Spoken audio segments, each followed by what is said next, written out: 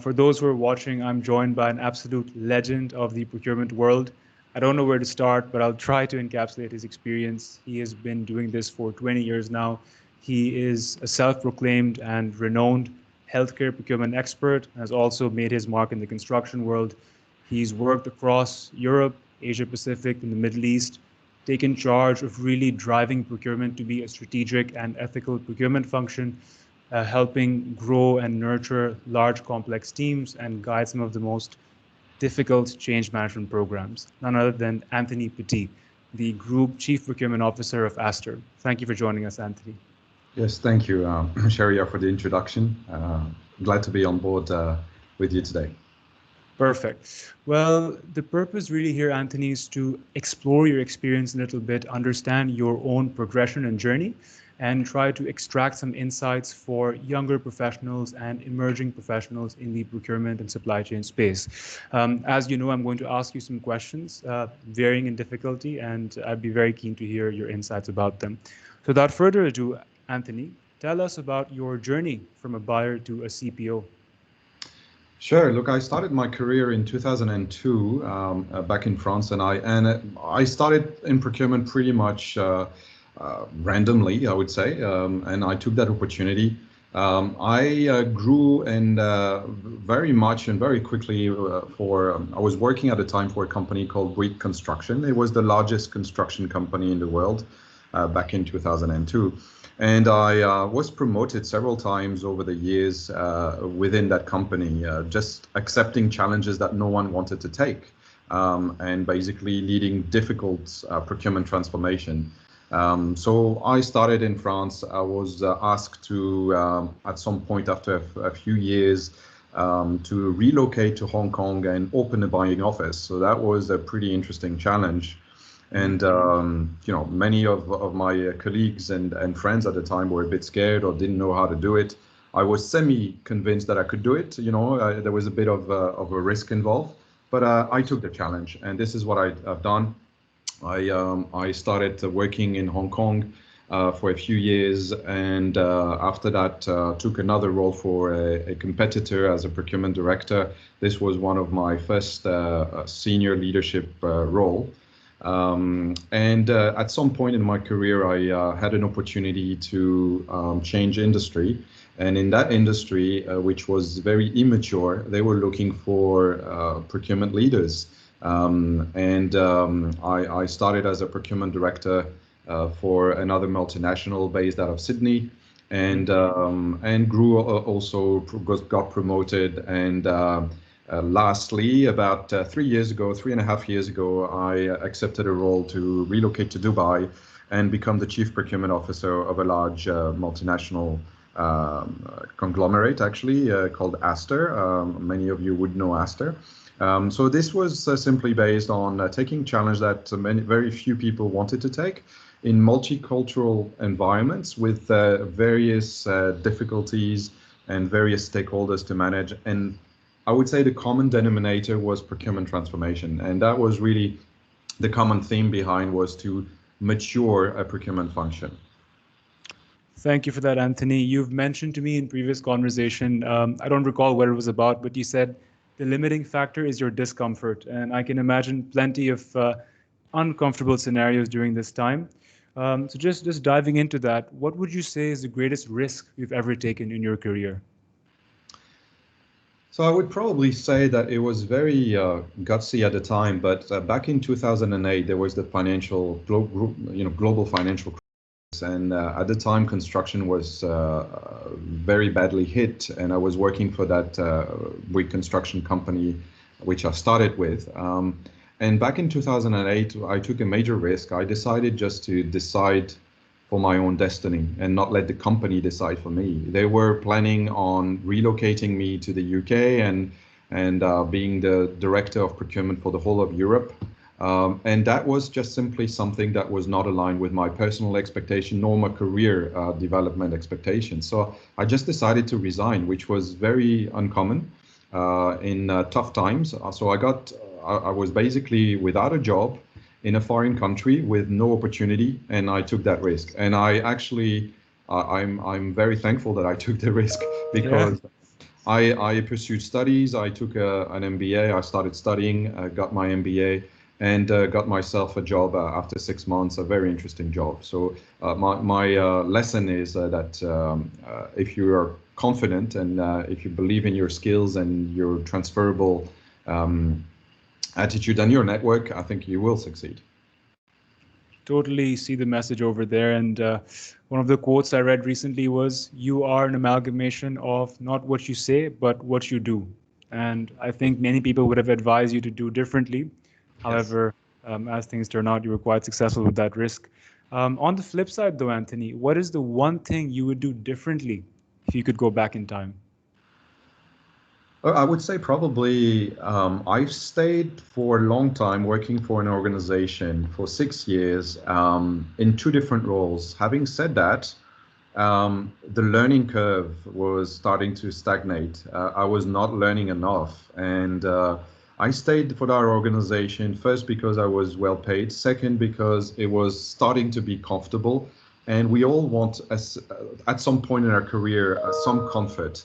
And the third reason was because there was no routine daily, yet I was not learning a lot. And I think this is probably something that I would have done differently. After a few years, maybe 3, 4 years, I would have changed. I would have gone for another job. So that's what I would have done. No growth in the comfort zone, although I don't think you let yourself stay there for too long, ultimately, anyway. Yeah. Um, Coming to today, Anthony, now that you run your own teams, and of course you've done so in the past in many contexts, what skills do you most value in procurement or sourcing professionals? Look, when I interview candidates, I look for some very particular soft skills. Especially in the middle management, you take for granted that the hard skills are there. So I am particularly interested in looking for adaptability, influential skills, because you have to operationalize your ideas and your initiatives. There's no point of having a big strategy if you cannot implement it. So it is really important, and I see this today within my own team. The candidates and my employees who succeed are the ones who can convince and who can actually lay out a plan on how this is going to work. So it's really have that right balance between thinking strategy, knowing the concept, and implementing and knowing how to implement it. So this is very important. I totally agree with that. In my own recruitment experience, and certainly looking at other companies that recruit talent, they take hard skills as a given. It's not the deal breaker not to have a certain designation. It's necessary, but it is not sufficient. What tips the balance in your favor is being able to have those soft skills to drive change on a daily basis, on a weekly basis, to engage stakeholders and, as you mentioned, convince. Um, for procurement professionals, what actions do you consider most important for career progression? Even thinking about your own career, what decisions or actions guided it most? So I would like to give some piece of advice, if I may. Here is that Of course. I don't think I became successful because of my leaders, because of my managers. I became successful because of my team. Managing down will make you successful, and this is even more true when you climb the ladder. These days, when you are a chief procurement officer, when you are a procurement director, most mature organizations start assessing your leadership skills through 360 appraisals. They ask your peers, they ask your team, they ask your colleagues, how do you perform as a leader? And this makes you successful. If you are a good leader, if you know how to manage your team, you'll be respected, you'll be heard, you'll get definite 100 or 120% from your team members, and this will eventually make you successful. So I've seen a few of my colleagues who failed simply because they were managing up very well. They were managing, saying, I've done that, I've done this. Yet behind, you had a struggling team and a very disjointed team. So it's very important to make sure that you don't lose sight of your team members and that you basically exercise your leadership with a lot of cohesion and a lot of visibility to your team. So basically give them exactly your strategy and tell them how you intend to achieve that. That transparency and that trust is going to be able, will enable you basically to get traction from your team and deliver and make you successful and get you, promoted and different things. Here's the golden advice. um, I can tell you the most common reason that anyone seeks a different challenge beneath all of the details is the manager. If an employee that I ever communicate with is happy with his or her management, is motivated, is empowered, is given recognition for their efforts, I have no ultimate reason to complain. And I think that goes along very well with what you mentioned also. Um, More broadly, Anthony, how do you see the procurement function evolving in the coming years? So you've got industry trends at the moment. Of course, everyone talks about automation. Everyone talks about artificial intelligence. Yes, I see this happening, but I think this is really related in to two fields. The first one being the transactional purchasing, what we call commonly the procure to pay, as well as all the contracts management. So using AI through contracts, this is true, this is happening, this is providing a lot of value. So with that respect, I think the workforce and the candidates will have to adapt. And if I take a good example on the contracting side, used to go to our legal counsel and say, there you go, I've got a contract draft, please review. Now, through the help of technology, you get already a preliminary screening, a preliminary assistance. And when you go to the legal counsel, it's more for a validation more than anything else. So that has created a lot of changes within the kind of skills and aptitude that we are looking at, because I'm hiring people who have a good understanding of contracts now that this task has been shifted from the legal department to procurement. So this is something that you should be aware of. And the second I could probably highlight is the fact that I see more and more collaboration within the company. So as procurement gets more recognized within the organizations, procurement gets involved a lot in the design stage, in the conceptual stage, and sometimes just for advice, sometimes to engage actually to get budgetary quotes, or sometimes to simply help to calculate the total cost of ownership of a project. So that collaboration be very, very important in the future. And that's even more true that we need actually people who have good interpersonal skills and who can influence, as an answer to your previous question, someone who is going to have really a good emotional quotient, a very good interpersonal skill.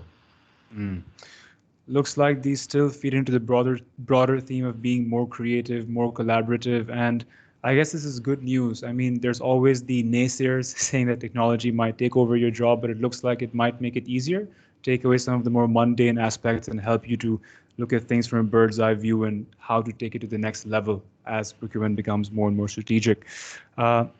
It's been a hell of a year. Everyone has had their own personal and professional journeys within it. What are the top 3 things that 2020 has taught you? Aster is in the healthcare space, so as you can imagine, we were really living the dream of 2020, The dream. and really it was a really challenging year, and it's not yet finished. So one of the 3, let's say, one of the learnings first is I've learned that Plan A and Plan B is not enough. You need at least a Plan A, a Plan B, and a Plan C. You need 3. A very good contingency plan, because things can go wrong all along and you may not have anticipated that. Typically we've seen scenarios where you say, okay, what if the revenue drops by 20%? What if the regulator or the authorities decide to make this change? But what we didn't apprehend is what if both conditions happen? What kind of impact does it have on procurement and on the business if both happen? And in that case, you need a serious contingency plan to make sure that you can absorb the shock. So that's something that that 2020 has taught us. But also, some of the other things is that the lack of maturity of the procurement function in the region. This has been basically exacerbated by the crisis. The crisis and the pandemic has shown which business could actually absorb the shock and which one could not and were in distress. So I also see the flip side of the coin is that it creates job opportunities sometimes. You've got senior leadership positions that are opening because some of the institutions or organization realize that their procurement function must be strengthened, that it needs a good business continuity plan, that it needs a better, a more collaborative approach with suppliers. And because the collaboration was not there, the whole supply chain was endangered and jeopardized. So I also see a benefit to this, and I think it's a fairly interesting job market that we're going to have in next few months. Because of the employers will be looking for some people who have good change management skills and the willingness to bring that maturity. Well, I think I can summarize by saying never waste a crisis. And this has been one unique crisis. Look, the reason we are here is to learn, absorb from your experience, and hopefully give some useful nuggets to those who are aspiring for future careers themselves. Seeing what we saw in 2020, looking at your own career and trends in general, what is the one piece of advice you want to impart to the upcoming generation of CPOs, those who aspire to be the next generation of leaders? I think probably the fact that you have to be polyvalent, you have to be able to understand the various subsets of the whole supply chain. I would hardly see, this is my personal opinion, but I would hardly see a good procurement manager who's only done strategic sourcing becoming a CPO. It happens, right? You can see that, but honestly, it's fairly rare. And there is a reason for that, because you need to understand how it works at the ground level. You need to understand how the procure to pay works, what kind of challenges the purchasing manager, transactional purchasing manager face. You also need to understand how demand planning works, how the logistics works. Everything is obviously intricated. Everything is interlinked.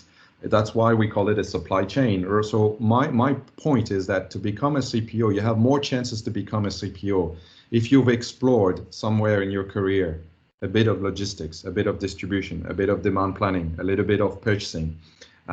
If you only see a particular domain of expertise, if you've only done strategic sourcing, it'll be tougher, I guess, to be credible. And you need that credibility to influence people.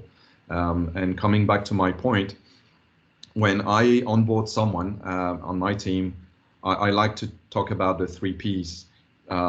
Your product, you need to know what your company is selling, so products or services if you're in the service industry. Your people, you need to understand your stakeholders, how they react, what their goals are, and who reports to whom. And the providers, you need a network. And this is very important. You're going to build your career based on your reputation within your group, but also externally with your suppliers. And it's very important, we talk about job opportunity with Michael Page, but I got a few job opportunities through suppliers who referred to, who put my name to other companies who were looking for a chief procurement officer. So it's very important to build that credibility, build that trust, and strengthen your reputation in the market. Well, there you have it. Invaluable advice to be more and more focused and to be the top authority in procurement. Diversify yourself. Take risks, spread yourself, understand how the whole business works and the different components of the supply chain, and have a spotless reputation. A bit about you personally, Anthony. Who would you say is your role model? Look, if I had to pick one name that who most of people know, it would be Richard Branson, for what he's achieved and for he puts people at the cornerstone, at the center of his organization. So for that reason, I would name him. Having said that, I also have several role models at a personal level, and people will not know these names because they are either friends or colleagues, but I learn from everyone. And every day, including on my team, I say, wow, actually my head of strategic sourcing does this very well. I want to be, he's my role model concerning this particular skill. And this is my advice to you: is try to recognize, try to spot what is so unique in your colleagues or in your team members, and try to learn from that. And that's how you will grow as well. Well, that's simple for me. Mine is Bruce Lee. Jokes aside, there are people in my organization that I look up to, and I think, needless to say, this is very important to guide and galvanize your entire career, no matter who you are, what you do, and what you want to do. At the end of the And, day, Bruce Lee. and I would say, you have to be humble and sometimes admit that your team member is doing that much better than you are, and you have to learn from your team members. That's really a valuable advice that I would give you. Advice taken not only by our viewers, but also by me. Now, the viewers might not know, but Anthony is not busy tearing through boardrooms, driving the strategic level of procurement and collaborating with suppliers, internal stakeholders, and taking procurement to the most maturity possible. He is tearing through the desert. He is smashing sand dunes, and he's quite an expert in the off-road world. So, Anthony, perhaps the most difficult question of all. What is the best desert car and why? I wasn't expecting that question at all.